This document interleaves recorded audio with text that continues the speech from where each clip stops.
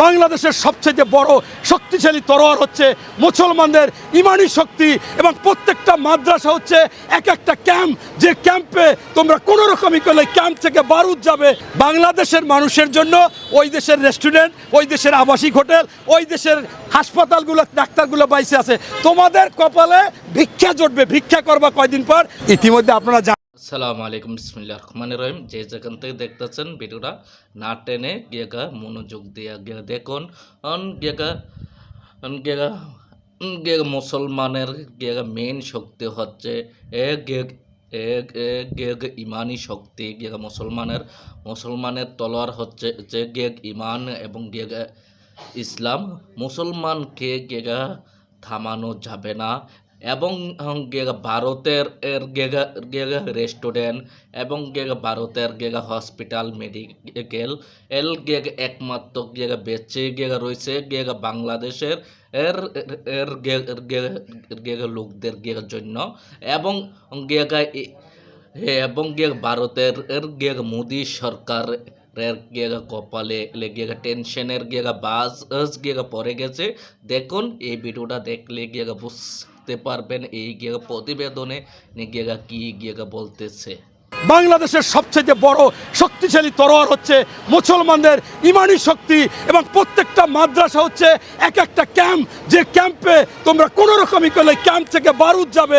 বাংলাদেশের মানুষের জন্য ওই দেশের রেস্টুরেন্ট, ওই দেশের আবাসিক হোটেল, ওই দেশের হাসপাতালগুলো, ডাক্তারগুলো বাইসে আছে। তোমাদের কপালে ভিক্ষা জুটবে, ভিক্ষা করবা কয়দিন পর। ইতিমধ্যে আপনারা জানেন যে ওই দেশে কিন্তু 3 জন পুলিশকে সাসপেন্ড করছে এবং তারা কিন্তু আন্তর্জাতিকভাবে চাপে আছে। ভারতেরও খবর হয়ে গেছে, বাংলাদেশে এখন আর এইটা না। আপনারা জানেন ইতিমধ্যে আমাদের বাংলাদেশের যে অন্তর্বর্তীকালীন সরকার আছে, বিশ্ব বরেণ্য নেতা যিনি ডক্টর মোহাম্মদ ইউনূস, আমাদের বাংলাদেশের জন্য নোবেল বিজয়ী, সেই নোবেল বিজয়ী ইউনূস গতকালকে বলেছে যে এই বাংলাদেশে ওই ভারতের যে সমস্ত অ্যাম্বাসি ছিল, রাষ্ট্রদূত ছিল, তাদের সকলকে বাংলাদেশে এখন তারা থেকে কাজ করবে। অস্ট্রেলিয়া এরকম 11টা দেশ তাদেরকে বাংলাদেশে আহ্বান করেছে। তারা বাংলাদেশেরই রাষ্ট্রদূতে বাংলাদেশে সরাসরি বাংলাদেশের লোকদেরকে ভিসা দিবে। পাশাপাশি এই যে আমাদের বাংলাদেশে ভারতের হাইকমিশনার আছে, তাকে তলব করেছে যে তোমার দেশে তুমি নিরাপত্তা দিতে পারো না, আমাদের রাষ্ট্রদূত ওখানে কেন হেনস্থা হবে, পতাকা কেন পুড়বে, তুমি আগে সেই জবাব দেওয়া। এই জন্য তাকে তলব করেছে। তলব করার পরে তিনি বলেছেন যে আমরা ব্যবস্থা নিচ্ছি। ইতিমধ্যে আপনারা জানেন যে ওই দেশের ওইখানে থাকা 3 জন পুলিশকে সাসপেন্ড করেছে এবং 3 জনকে গ্রেপ্তার করেছে, এবং আমি মনে করি আন্তর্জাতিক আদালতে এদের বিচার হবে। ইতিমধ্যে আন্তর্জাতিকভাবে সমালোচনার ঝড় উঠেছে যে এই আওয়ামী লীগের সরকার, প্রেতাত্মা, খুনি, গণহত্যাকারী শেখ হাসিনাকে ওই ভারতের মোদি এবং এই মমতা এরা বাংলাদেশে ষড়যন্ত্র করে ঢুকাতে চায় বা আবারও ক্ষমতায় আনতে চায়। সেটা হবে না, এবং বহির্বিশ্ব এজন্য ভারতের প্রতি ক্ষুব্ধ এবং ভারতের জবাব চাচ্ছে। আবার ভারতেরও অনেক নেতারা তারাও বলতেছে কিভাবে এখানে শেখ হাসিনা থাকে, কেন তাকে নিয়ে এই ষড়যন্ত্র করা হবে, সে খুনি। আমি কয়েকটা লোকের সাক্ষাৎকার দেখেছি যারা রাজনীতিবিদ, তারা এমনকি জনসভায় বলেছে। আপনারা জানেন যে ঝাড়খণ্ডের যে মুখ্যমন্ত্রী হেমন্ত, উনিও কিন্তু বলেছে যে কিভাবে শেখ হাসিনা এই দেশে থাকে। তাই ওদেশেও ঝড় উঠবে, এবং ওদেশের যারা দেশপ্রেমিক আছে, এই বিজেপি মমতার কথা শুনবে না, তারাও ওই দেশ থেকে তাড়াতে চাবে। এবং তারা স্পষ্টভাবে ওখানে বক্তব্য দিয়েছে শেখ হাসিনাকে সারা বিশ্বে কেউ নিতে চাইল না, ভারত তুমি কেন নিতে চাও? তাহলে কি তোমার গৃহপালিত পশু ছিল? তাহলে কি তুমি তাকে যেমন খুশি তেমন করতা? তোমার নতজানু পররাষ্ট্রনীতি নিয়ে বাংলাদেশ চালাইছে, বাংলাদেশ দিয়ে তুমি এই সমস্ত আকাম কুকাম করতা? এই প্রশ্ন কিন্তু ওই সমস্ত রাজনৈতিক দলগুলো উঠাইছে। তাই আমি মনে করি যে এই আমাদের অন্তর্বর্তীকালীন সরকার কঠিনভাবে তাদের রাষ্ট্রদূতকে তলব করে এই জবাবদিহিতা চেয়েছে, এবং পরবর্তীতে আরও কঠিনভাবে জবাব দিতে হবে। প্রয়োজনে বাংলাদেশে ভারতের রাষ্ট্রদূত থাকার এখানে দরকার নাই, আমরা সর্বত্র থেকে আমরা এখানে তাদেরকে তুলে দেবো ইনশাল্লাহ। ভারতের পত্রিকা যদি 5ই আগস্টের পর রেগুলার পড়েন, আমি যেহেতু রাজনীতি করি আমি পড়ি, কলকাতায় মশা মাছি মারে হোটেলওয়ালারা, আবাসিক হোটেল, খাবার হোটেল, ভিক্ষা করার মতো অবস্থা। এই 5ই আগস্টের পর সাধারণ লোক কেউ আর যাচ্ছে না, এবং যদি এই চিকিৎসকরা বলে থাকে যে ওদের পতাকা স্যালুট দিতে হবে, তাইলে ওদের কপাল খারাপ।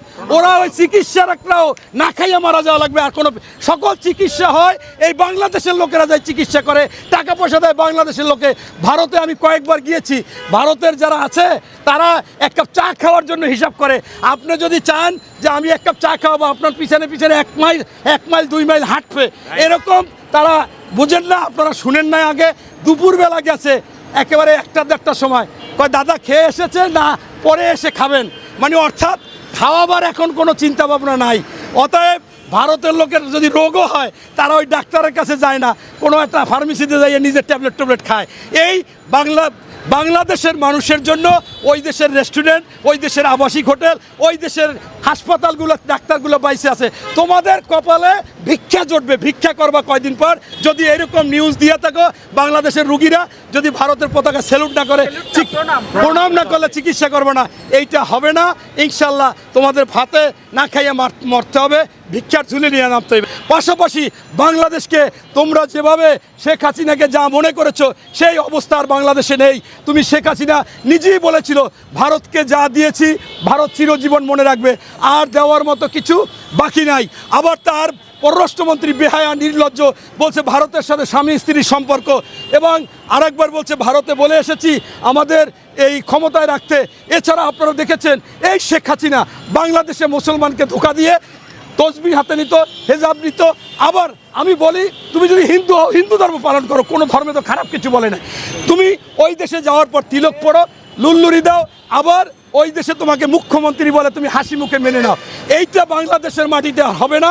এবং এই বাংলাদেশে মোদি, মমতা, তোমরা কখনো ভালো চাও নাই। সেই স্বাধীনতার পর থেকে ফারাক্কা বাঁধ আমরা চেয়েছি, পানির ন্যায্য হিসাব চেয়েছি, মুকুটবিহীন সম্রাট আব্দুল হামিদ খান বাসানি লং মার্চ করেছে, কত কিছু না আমরা করেছি, তোমরা ছাড় দাও নাই বিন্দুমাত্র। তোমরা খরার সময় আমাদেরকে পানি আটকিয়ে রেখে মারো, আবার বন্যার সময় পানি ছেড়ে দিয়ে আমাদের প্লাবিত করে বন্যায় মেরে ফেলো। তাই তোমরা আমাদের কখনো বন্ধু না, তোমরা কখনো আমাদের ভালো চাও না। আমাদের বাংলাদেশের উপরে কোনো কুদৃষ্টি করলে তোমাদের চোখ উপড়ে ফেলানো হবে, তোমরা যদি লোভ করো তোমাদের জিহ্বা কেটে দেওয়া হবে।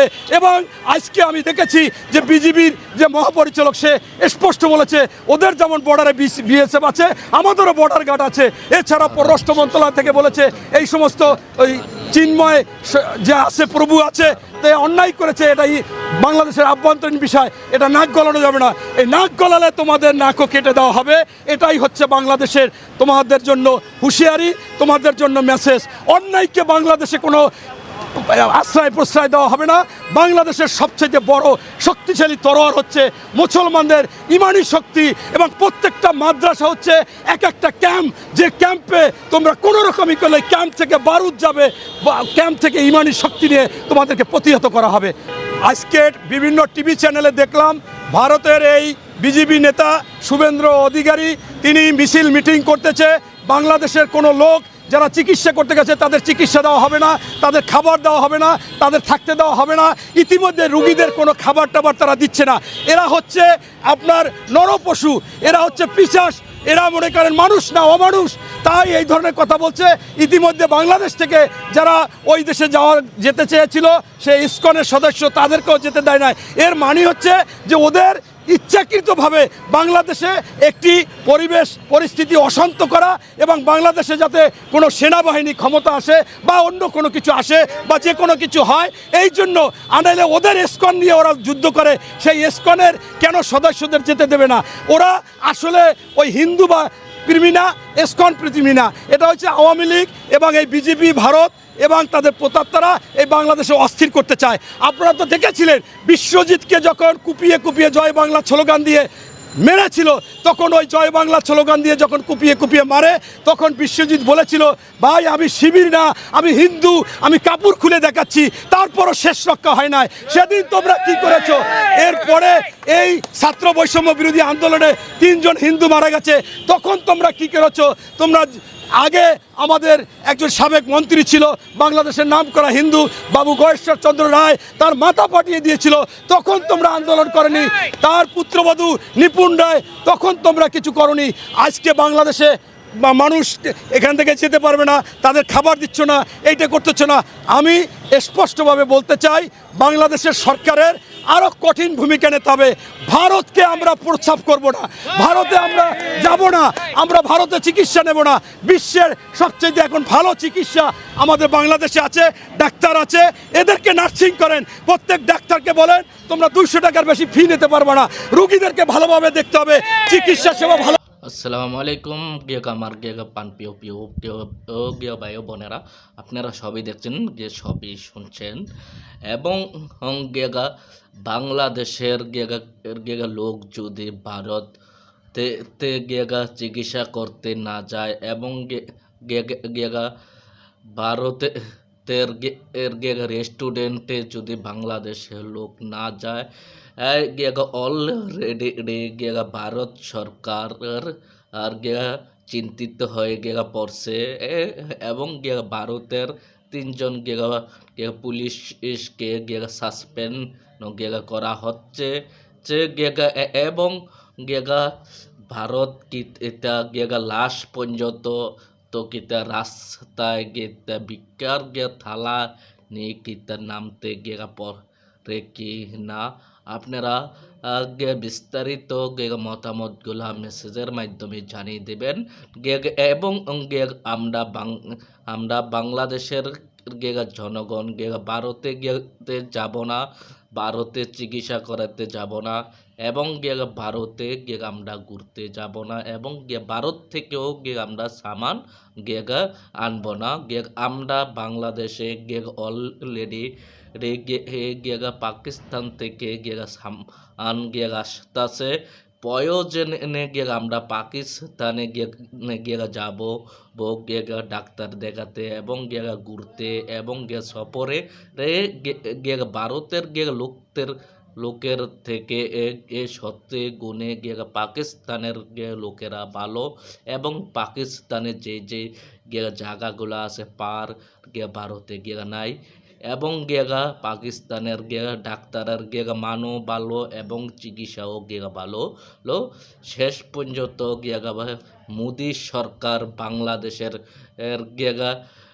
মানুষের কাছে ধন্যবাদ দিতে হবে। অলরেডি হয়ে গেছে। এবারের মতো বিদায় নিচ্ছি। আসসালামু আলাইকুম।